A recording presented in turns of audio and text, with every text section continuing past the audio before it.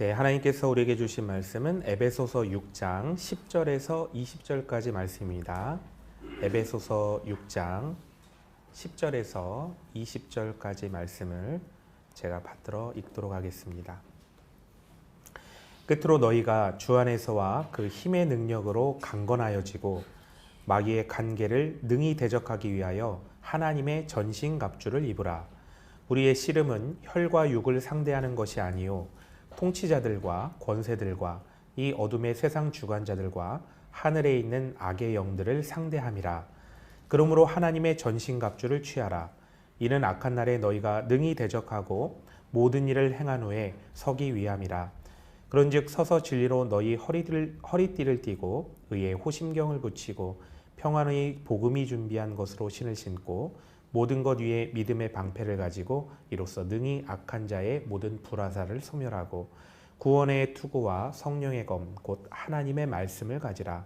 모든 기도와 간구를 하되 항상 성령 안에서 기도하고 이를 위하여 깨어 구하기를 항상 힘쓰며 여러 성도를 위하여 구하라. 또 나를 위하여 구할 것은 내게 말씀을 주사 나로 입을 열어 복음의 비밀을 담대히 알리게 하옵소서 할 것이니 이 일을 위하여 내가 쇠사슬에 매인 사신이 된 것은 나로 이 일에 당연히 할 말을 담대히 하게 하려 하심이라. 아멘. 도대체 뭘 하려고 그러세요? 라는 제목으로 말씀을 전하도록 하겠습니다. 요즘 사람들이 하는 말 중에요. 현타가 왔다라는 말이 있습니다. 평범했던 일상 속에서요. 불현듯 이렇게 현실이 자각될 때 쓰는 그런 말인데요. 이렇게 현타가 올 때 이런 질문이 이제 마음속에서 솟아나게 됩니다. 내가 지금 뭐 하고 있는 걸지? 내가 지금 뭐 하고 있는 거지? 너무나 당연하게 받아들여서 무의식적으로 살아가고 있는 그런 일상 속에 당연함을 거부하는 왜? 라는 질문이 던져진 겁니다. 이렇게 왜라는 질문이 던져졌다는 것은 그동안 억눌려 있던 우리가 이 본질을 찾고자 하는 인간의 본능이 발동됐기 때문에 그런데요. 이와 같이 사랑하는 성도님도 너무나 당연하게 받아들이던 일상 속에서 아마 한 번쯤은 왜라는 질문을 받아보셨을 겁니다. 저도 이 왜라는 질문을 받아봤는데요. 이제 목사 안수를 받으려면 가장 빠른 절차로 진행돼도 이제 5년이 걸립니다. 신대원을 3년 다니면서 이제 교육전도사를 수련해야 되고요. 그다음에 신대원을 졸업하고 나서 이제 2년의 전임 전도사를 해야 되는데요. 교회 성도님들은 이제 교육전도사님들 보면서 일주일에 한 번 혹은 이제 2번 정도 이제 출근하셔서 주일날 예배만 집도한다고 생각하시지만 신학대학원에 입학하게 된 이 교육전도사님들에게 주어지는 삶은 정말로 매우 힘들고 정말로 과중한 학업과 수련의 과정이 그 앞에 이제 놓여 있습니다. 그래서 이제 신대원에 들어가면 이제 고3을 다시 입학한다. 이제 나이가 많은 이제 아저씨들이 이제 고3에 다시 입학하는 거다라고 생각을 해야 됩니다. 근데 고3은 어떻습니까? 자기 수업만 하면 되지 않습니까? 근데 신학 대학원생들은 이제 짬을 내서 교회 사역도 준비해야 되고요. 그 중간에 또 설교도 준비를 해야 됩니다. 이렇게 정신없이 공부하고 사역을 하면 이제 3년이 이제 지나가고 이제 졸업을 하게 되지 않습니까? 그래서 이제 좀 여유가 생기겠구나 하고 이제 전임 전도사님에 되는 이제 전임 사역을 이제 시작하게 되는데요. 전임 사역을 시작하는 것은 훈련병이 훈련 생활을 막 하다가 2등병 계급장을 달고 이제 자대에 배치되는 것 같은 그런 일입니다. 훈련병 때 훈련 받으면요. 세상에 군대에서 이거보다 더 힘들 수 있을까라는 생각이 드는데요. 그건요 착각입니다. 자대에 딱 배치되면요 훈련병 때가 정말 좋았구나. 훈련병 때가 이렇게 좋았구나라는 것을 알게 되는데요. 전임 전도사가 되면 그렇습니다. 전임 전도사 앞에 놓이는 업무량은요 정말 교육 전도사님 때하고는 정말 막 차원이 다릅니다. 교육 전도사를 할 때는 이제 그나마 말씀도 묵상할 시간도 있고 또 목회를 어떻게 해야 되는 건가 이런 목회 인생에 대한 고민할 시간도 있는데요. 전임 전도사님이 딱 되면 말씀 묵상, 목회에 대해서 생각할 시간이 이제 없어집니다. 하루에 한 4-5시간밖에 이제 못 자게 되고요. 하루 종일 하는 일이 반복 단순 업무, 노가다. 이제 이런 게 이제 시작이 됩니다. 거기다가 이제 설교 편수도요. 교육 전도사님 때는 일주일에 한 편 정도만 이제 하면 됐거든요. 그런데 이제 전임 전도사님 되면 이제 최소 4편 이상을 써야 합니다. 근데 말씀 준비가 할 시간이 이제 주어지지가 않으니까 정말 이제 쪽잠을 자면서 이제 막 정신 있을 때마다 막 쓰는 거죠. 이렇게 2년의 수련 과정을 묵묵히 버티면서 없는 시간을 쪼개고 또 쪼개가지고 그 중간에 이제 목사 고시까지 준비해서 합격하면 이제 드디어 이제 목사 안수를 받게 되는데요. 그럼 이때부터 이제 본격적인 목회가 시작이 됩니다. 정작 목사가 돼보면 그때 알게 되는 건 뭐냐면요. 아, 전임 전도사 시절이 좋았구나라는 걸 알게 됩니다. 전임 전도사 때 정말 업무가 과중하다고 생각했는데 목사에게 주어지는 업무는 전임 전도사 업무가 이제 능숙해져서 업무 효율까지 높인 상태에서 퀄리티까지 이제 더 상승시켜야 되는 이제 그런 일인 거죠. 거기다 이제 교회 전체적인 어떤 기획, 행정까지 이제 하게 됩니다. 그래서 대형 교회가 아닌 이상 이제 목사 안수를 받게 되면 넥타이맨 노가다꾼이 그리고 또 만능맨이 되어야만 합니다. 그런데 이렇게 바쁘게 막 잠도 못 자고 막 항상 이렇게 막 피로에 쪄들어서 살다가 문득 저는 이제 하나의 질문이 떠올랐습니다. 아, 지금 내 뭐하고 살고 있는 걸까? 지금 내 뭐하고 살고 있는 걸까? 이렇게 질문이 안에서 떠올랐습니다. 제가 이제 새벽 기도를 가려면요. 새벽에 일어나서 이제 씻고 이제 차에 시동을 걸고 이제 집을 나서면요. 이제 교회까지 한 25분이 걸리는데요. 아침에 이제 차를 몰고 딱 출발하잖아요. 그러면 저 필름이 딱 끊깁니다. 운전을 하고 있는데 생각이 안 나요. 그러다가 언제쯤 정신이 드냐면 교회 도착할 쯤 되면 다시 정신이 듭니다. 그러니까 제가 차를 어떻게 몰았는지 기억도 못 하는데 항상 보면 이제 집에서 교회까지 와 있는 거죠. 야, 어떻게 이렇게 매일 차를 몰았는데 사고도 한 번 나지 않고 과속 딱지도 한 번도 끊지 않았어요. 정말 감사할 나름 아닙니까? 그런데 이런 마음이 드는 겁니다. 이렇게까지 정말 극도의 피로 속에 나를 몰아붙여서 도대체 내가 뭐를 하려고 하는 걸까? 이렇게 완전히 피로에 절여진 채 이제 하루를 시작해서요. 하루 종일 하는 게 뭐냐면요. 종이 접기, 풀 붙이기, 뭐 이런 아주 단순한 노동 있지 않습니까? 이걸 하루 종일 하고 있습니다. 이제 생각해 보면요. 예수님과 아무런 관련이 없어 보이는 그런 행정을 또 계속해야 되고요. 어떤 건물 보수, 교회 정리, 뭐 행사를 위한 물건 나르기 이런 것들이 계속 주중에 해야 됩니다. 그리고 이제 또 다른 업무가 주어지는데요. 노숙자 및 불황아 내어 쫓기. 교회에 불만을 가지고 있는 분들의 이 어찌 뭐 이렇게 조치해 드릴 수 없는 어떤 그런 요청을 막 듣고 있기. 그 다음에 교회와 이웃하고 있는 사람들이 교회에 와서 하는 컴플레인 듣기 뭐 이런 것들을 이제 하게 되죠. 그리고 그 중간에 짬이 나면 그때 또 이제 설교를 쓰기 시작합니다. 뭐 하나 빵꾸 나면요. 그때는 정말 엄청난 이제 책임감과 이제 나쁜 소리가 들리고요. 잘 되어도요. 칭찬받기 힘든 일. 그게 이제 목회자의 일이더라고요. 그런데 이렇게 당연하게 받아들여 이렇게 해오던 목회에 대해서 본질적인 질문이 하나가 딱 떠오릅니다. 아, 이 목회가 정말 목회가 맞나? 이런 질문이 이제 떠오르는 거죠. 목회자인 저부터 교회 사역이 기쁘지가 않는 겁니다. 맨날 힘들고 지치고 번아웃 상태인 거죠. 성도님들에게 은혜를 끼쳐야 되는데 이 은혜가 정말 막 풍성하게 막 이렇게 입만 열면 막 증거되는 게 아니라 빳빳하게 마른 걸레를 막 이렇게 짜가지고요. 막 물을 뭘 짜내는 그런 심정으로 이제 사역을 하는 거죠. 그럼 교역자가 힘들면 성도님들은 또 좋냐? 아, 그렇지도 않습니다. 성도님들 말씀도 또 들어보면 뭐 본인도 힘들어 지쳐있고 저와 같이 매일같이 번아웃 상태라고 그렇게 얘기를 하는 겁니다. 근데 모두가 이야기하길 이것이야말로 죽도록 하나님께 충성하는 것이다. 더 열심을 내야 된다. 이렇게 얘기를 합니다. 나도 힘들고 또도 힘들고 나도 탈진했고 너도 탈진했고 그런데 이것이 하나님께 헌신하는 거고 또 하나님께 영광을 올려드리는 것이다 라고 다 같이 이제 말을 한다는 거죠. 그런데 이건 아닌데 라는 그 본질적인 의심이 생긴 다음부터는 점점 이렇게 사는 것은 하나님 뜻이 아닐 것 같다라는 그런 신념이 이제 제 안에 차오르게 되었습니다. 이렇게 새로운 시선으로 제가 하고 있던 사역들을 보니 그 사역들이 꼭 해야만 하고 없어서는 안 된다고 너무나 당연하게 받아들였던 그 사역들이 실제는 없어도 되고 안 해도 되는 것이구나라는 것을 깨닫게 됐습니다. 그럼 도대체 왜 이렇게 됐을까? 왜 이렇게 됐을까? 깊은 고민을 한 끝에 한 가지 결론에 다다르게 됐는데요.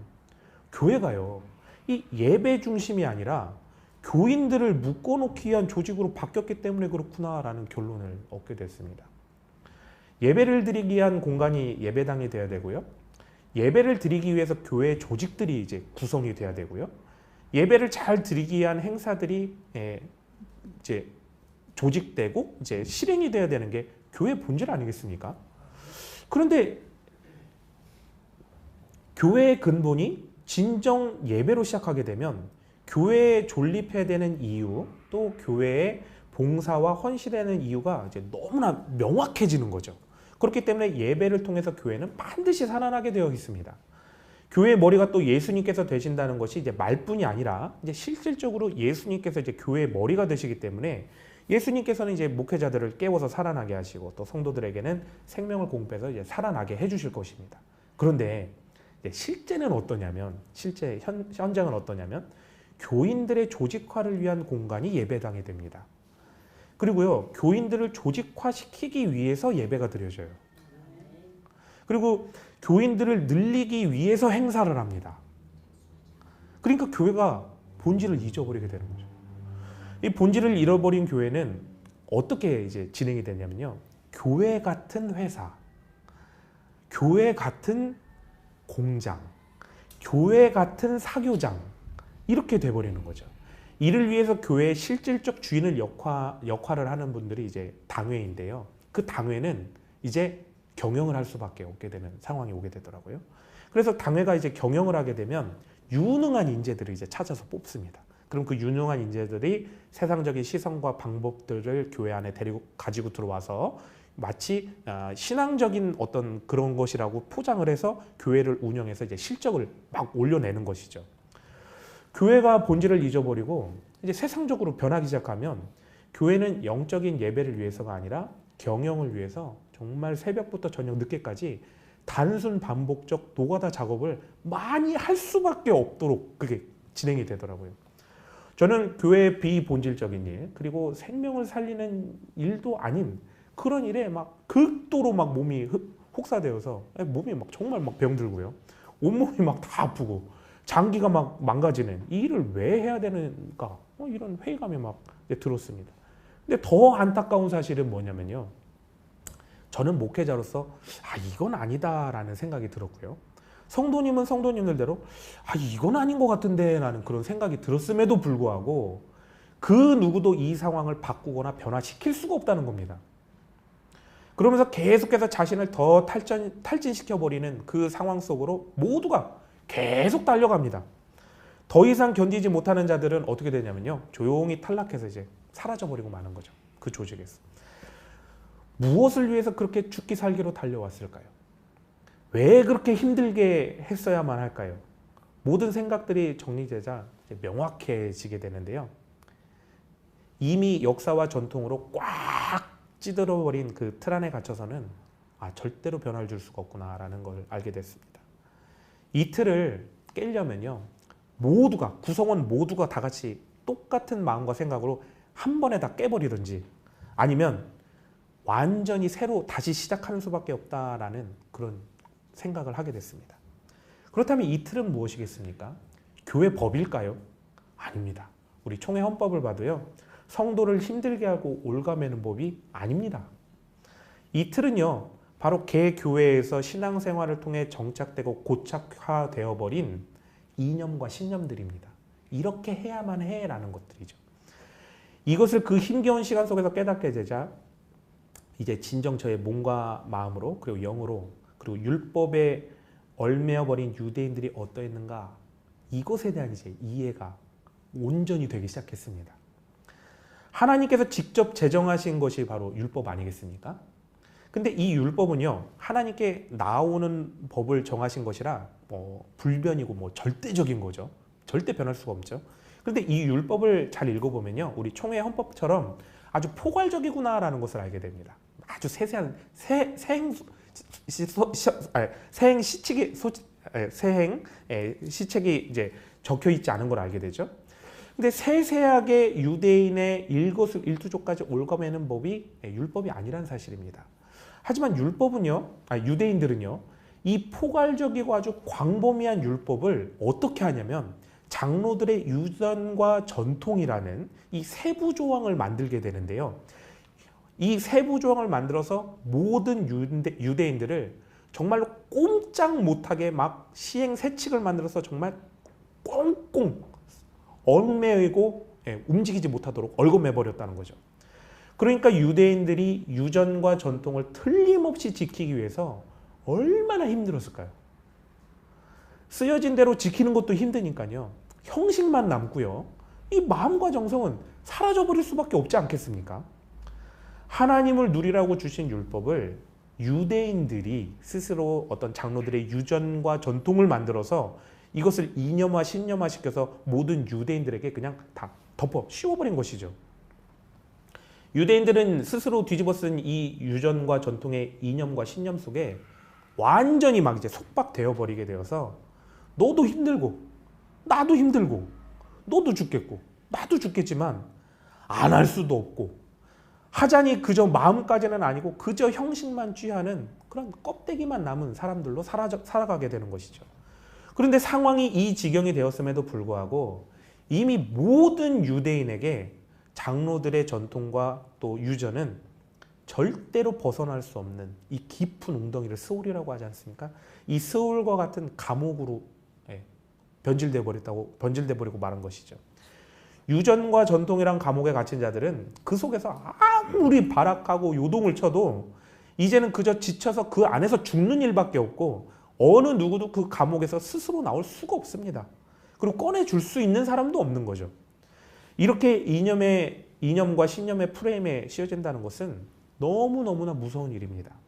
한번 딱 그 속에 갇혀버리면 죽었다 깨나도 이제 스스로 나올 수가 없는 것이죠.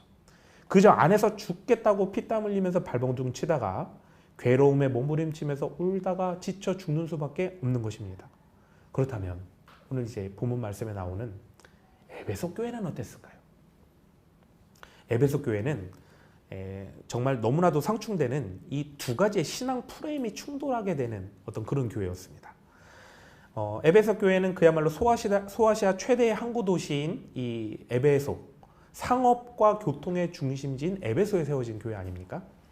우상숭배, 음란, 돈, 문화, 권력 이 모든 것이 쫙 몰려드는 이 중심점이었습니다. 이러한 곳에 세워진 교회는 당연히 두 개의 신앙 프레임이 생길 수밖에 없습니다.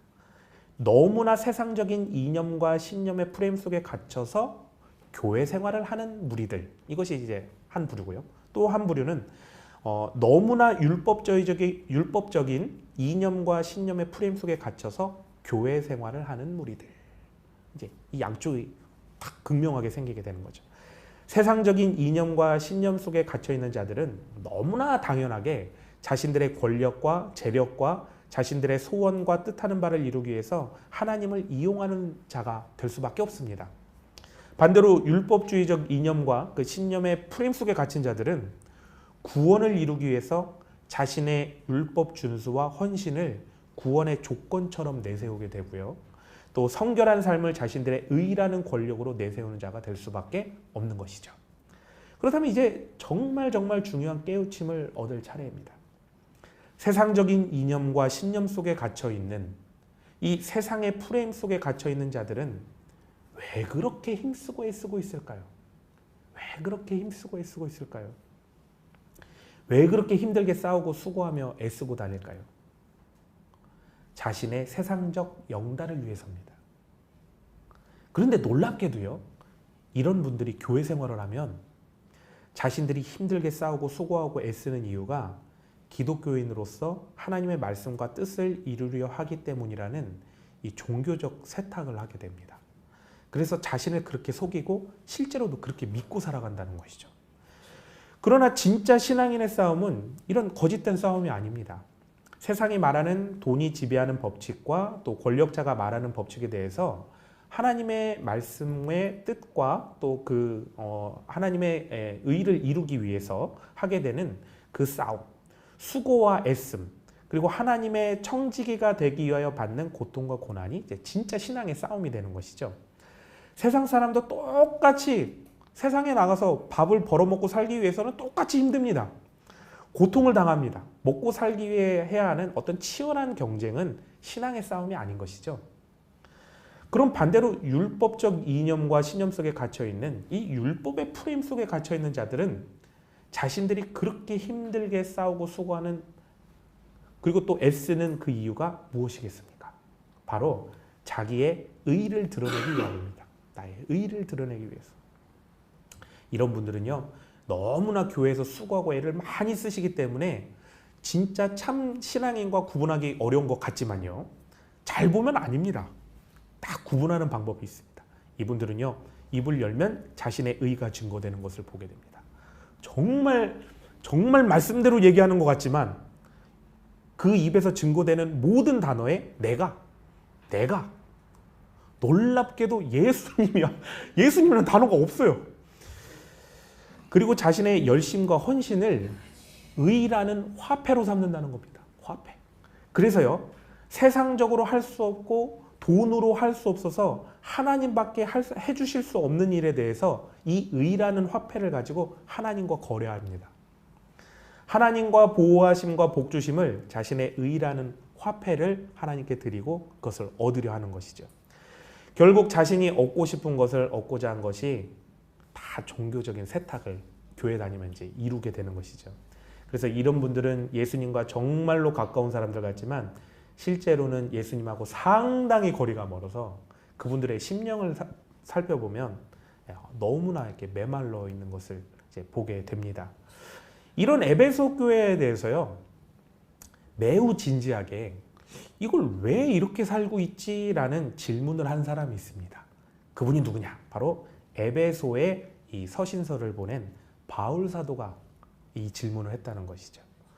바울 사도는요, 도저히 깰 수 없는 이 너무나 견고한 세상적 프레임, 율법적 프레임에 갇힌 자들을 그들을 가두고 있는 이념과 신념을 부수고 꺼낼 수 있는 그 새로운 방법을 제시하게 되는데요. 이 천지가 개벽할 방법이 바로 무엇이냐? 바로 복음의 프레임 위에 성도들을 세우는 것입니다. 무슨 말이냐 하면요, 기존에 사람들이 가지고 있던 그 자신들의 프레임 속에 새로운 복음의 프레임을 담아주는 것이 아닙니다. 아예 시작 자체를 복음의 프레임을 제시해서 넣어주고 그 복음의 프레임 위에 그 복음의 프레임 방식대로 그 위에 모든 것을 다시 쌓아 올리라는 것이죠. 기존의 판 위에서 뭘 바꾸려고 하지 말고 아예 판도 자체를 바꾸어 버리라는 너무나 혁명적인 말씀이 오늘 본문 말씀이 되겠습니다. 좀 더 자세히 말씀드리면요, 세상적인 프레임에 갇혀 있는 자들은 왜 싸워야만 할까요?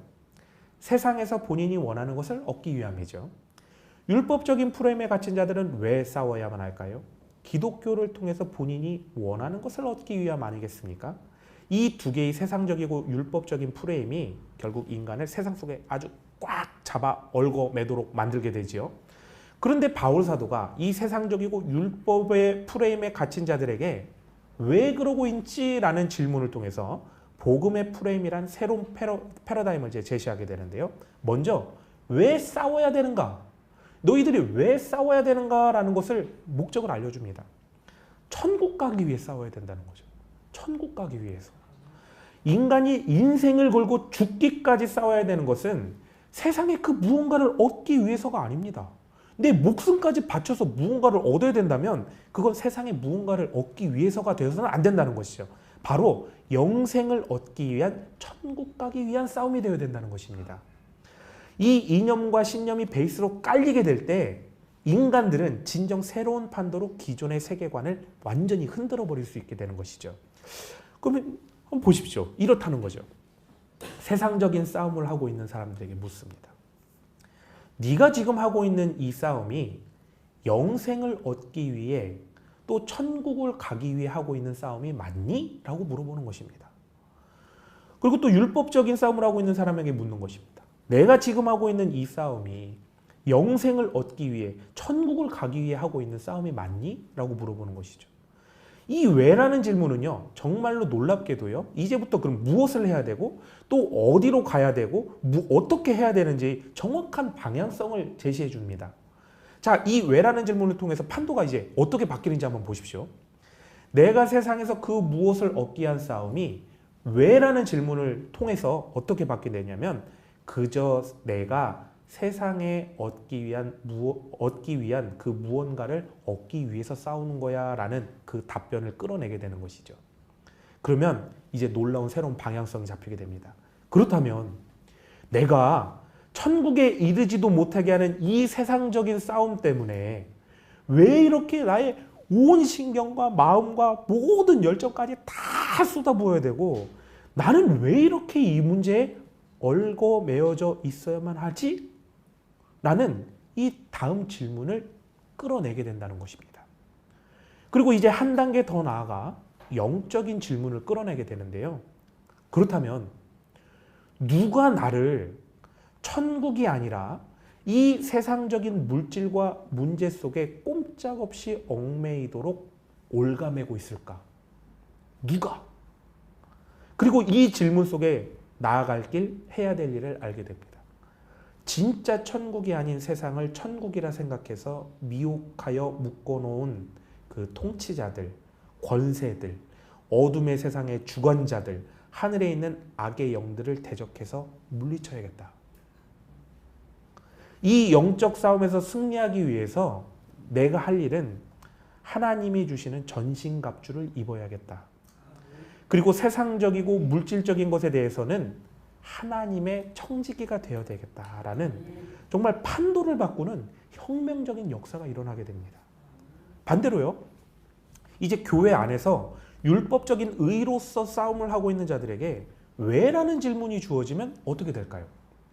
자신의 신앙생활의 실제는 자신을 예수님 없이 막 정말 속빈 강정처럼 만드는 허울뿐인 의였고 또 천국과는 상관없이 세상적인 것을 얻고 또 자기의 소원을 이루고자 했던 예수님과의 거래였구나라는 것을 그 근본을 깨닫게 되는 것이죠. 그리고 여기서 나아가서 한 단계 더 나아가서 영적인 질문을 하게 됩니다. 나는 왜 예수님께 집중하지 못할까? 나는 왜 예수님의 말씀을 들으려 하지 않고 신앙의 본질을 잊어버린 채 예수님 없는 그런 신앙생활, 천국과는 상관없이 탈진해가는 그런 신앙생활을 왜 하고 있을까? 이 질문을 던지게 되면 이제 답을 알게 됩니다.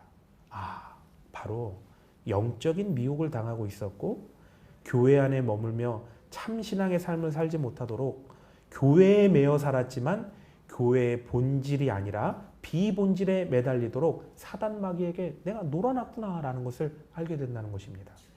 그럼 이제 가야 할 길이 너무나 명확하게 보이죠. 가장 먼저는 사단과 마귀를 물리치기 위해서 하나님의 전신갑주를 입어야만 합니다. 그리고 신령과 진정으로 예배드리는 예배자로 세워져서 하나님께로부터 생명을 공급받아야 되는 것이죠. 만약 복음의 새 프레임으로 판도 자체를 바꾸지 않고요, 그저 기존의 자신의 프레임 속에 복음만을 받아들이려 한다면 그럼 어떻게 될까요? 이렇게 될 겁니다. 세상적 프레임에 갇힌 사람들은 헌금 더 해야 되나? 예배를 주일 말고 수요일도 한 번 더 가볼까? 요 정도 변화만 줄 수 있다는 거죠. 근본이 고쳐질 수 없다는 겁니다. 율법적 프레임에 갇힌 사람들은 어떻겠습니까? 성경 통독을 더 해야 되나? 말씀을 몇 독 안 해서 이런가 봐. 기도 시간이 짧아서 그런가? 예배 때 졸아서 그런가? 정성이 부족해서 그런가? 이 정도까지만 생각하고 본질에 닿을 수 없다는 겁니다. 사도 바울은 19절에서 20절까지를 보시면 자신이 이렇게 마지막까지 싸움을 해야 되는 이유는 복음을 전하기 위해서다라고 말씀하고 있습니다. 이렇게 사도 바울은 확고한 복음의 프레임, 복음의 이념과 신념으로 무장했기 때문에 자신이 어떤 말을 해야 되고 또 무엇을 해야 되는지에 대해서 명확히 설정하고 나갈 수 있었다는 것이죠. 복음은 정말로 위대합니다. 막 세상에 얽매인 자를 그 즉시 자유케 해주고요. 잘못되고 삐뚤어진 신앙생활이 무엇이 잘못되었는지를 알게 해주셔서 바로 잡을 수 있게 되고요. 인생의 목적지를 세상에서 끝나는 것이 아니라 바로 천국까지 향하게 해서 참 생명을 얻게 해주시고, 정말 인본주의적으로 점철된 이 악한 세상의 모든 신념들을 다 때려 부시는 것이 바로 하나님 주시는 복음이라는 것이죠. 그래서 복음은 인간을 다시 태어나게 하는 것만큼 완전히 새로운 인간으로 변화시킨다고 해서 우리는 복음을 받아들일 때 거듭났다라고 표현을 합니다. 사랑하는 성도 여러분, 우리는요, 날마다 무엇인가 열심히 싸우고 있습니다. 그럴 때 우리는 스스로 질문을 던져봐야 될 겁니다. 왜 이 싸움을 하고 있을까? 뭘 하려고 우리는 이 싸움을 하고 있을까? 스스로에게 이 질문을 해서 내가 복음의 프레임, 복음의 이념과 신념 가운데 바로 서 있는지 우리는 반드시 확인을 해봐야 될 것입니다. 그리고 나아가서 나의 열심과 이 싸움이 천국을 향하여 나아가기 위해 필요한 싸움인지 아닌지를 우리는 반드시 확인해 봐야 된다는 것이죠. 만약 아니라면 우리가 그게 무엇이든 우리 모든 것을 다 바쳐서 거기에 얽매일 필요가 없다는 것입니다. 사단과 마귀와 어둠의 영들의 미혹 속에 더 이상 얽매여 있을 필요가 없다는 것이죠. 세상과 사단과 마귀와 어둠의 영들은 이미 자신들이 다 짜놓은 그 프레임 속에 우리들을 가두어 놓고서요, 그 속에 없는 답을 찾아 헤매도록 만듭니다. 그리고 하나님을 찾지 못하도록 꽁꽁 싸매고 어떻게든 막 하려고 발악을 한다는 것이죠. 이 프레임의 싸움, 이념과 신념의 싸움은 오직 복음의 프레임을 통해서 완전히 새롭게 시작하지 않으면 절대 이길 수가 없습니다. 우리가 복음의 프레임을 들고 나아가서 자신을 얽매였던 세상의 판도를 바꾸고, 또 이 죽음의 판도를 바꿔서 생명으로 바꾸고 신앙의 추구점과 또 목표점을 바꿔야만 합니다. 그렇다면 우리는 어떻게 해야 될까요? 이 영적인 싸움에서 이기려면 어떻게 해야 될까요? 우리는요, 이 영적인 싸움을 이기기 위해서 날마다 성령 충만을 반드시 구해야만 합니다. 성령님 없이 되는 건 아무것도 없습니다. 무엇보다 끝까지 하나님 안에서 생명을 공급받고 영적인 무장을 받으면서 예수 그리스도의 능력의 이름으로써 악한 영들을 날마다 물리쳐야 됩니다. 이 악한 영들은요, 우리에게서 계속 자신들이 날마다 승리해왔던 그 세상적인 프레임, 어떤 율법적인 프레임을 들고 나타나서 똑같이 날마다 우리를 공격하면서 그 프레임 가운데 우리를 얽어매려고 할 것입니다. 이 뻔한 수법에 절대로 미혹당하지 마시기 바랍니다. 우리는 세상과 어둠의 영에게 미혹당하고 점령당하는 그런 자들이 아닙니다. 천국의 프레임, 복음의 프레임으로서 구원의 혁명적 역사를 이룰 수 있는 그런 사람들이라는 것이죠. 그렇다면 이제 우리가 추구해야 될 이상적인 모습이 있습니다. 이제 단순히 나이 차원에서 복음으로 싸워 이기는 그 수준을 넘어서 바울과 같이 복음의 이념과 신념으로 또 복음의 프레임으로서 세상의 어둠과 또 그 어둠의 영 속에 매인 사람들에게 가서 진짜 진리를 통하여 그 사람들을 해방시켜 주는 것이죠. 바울만이 이 일을 할 수 있는 것은 아닙니다. 바로 내가 복음이 무엇인지를 제대로 알고 있고 복음으로 삶을 살아나갈 때 우리 모두가 다 할 수 있는 것입니다. 진리의 단 한마디가 모든 사람을 깨워 일으키는 것이죠. 제일 먼저 복음적이지 않은 자신을 복음의 프레임 가운데 먼저 새롭게 일깨우시고, 가장 가까운 가족으로부터 시작해서 기업과 또 사업장, 또 내가 속한 그 조직 속에서 나의 영향력을 통해서 복음을 통해 변혁의 역사를 이루어 가시는 우리 아름다운 교회 모두가 되시길 바랍니다. 사랑하는 아름다운 교회 성도님 모두 이 능력의 복음의 사람이 되시길 주님의 이름으로 축원합니다. 우리 다 같이 찬송가 342장 너 시험을 당해 찬양하시면서 우리 다 같이 기도의 자리로 나가시겠습니다.